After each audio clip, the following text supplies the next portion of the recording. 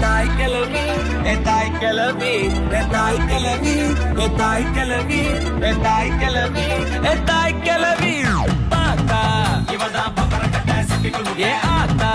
ஒன்ன போல வருமா தனியா நடக்கும் சந்தன தேரு பத்திக்கு ஊரே துணையா நானும் கூட வரவா அடிய பப்பாளி மணக்கும் தக்காளி மடியில் சாஞ்சாக்கா ஐச்சாலி அழகா ஹாஃப் சாரி புதுசா லவ் ஸ்டோரி அடிச்சு பார்த்தாக்கா நாங்காலி எஸ் சிரிச்சா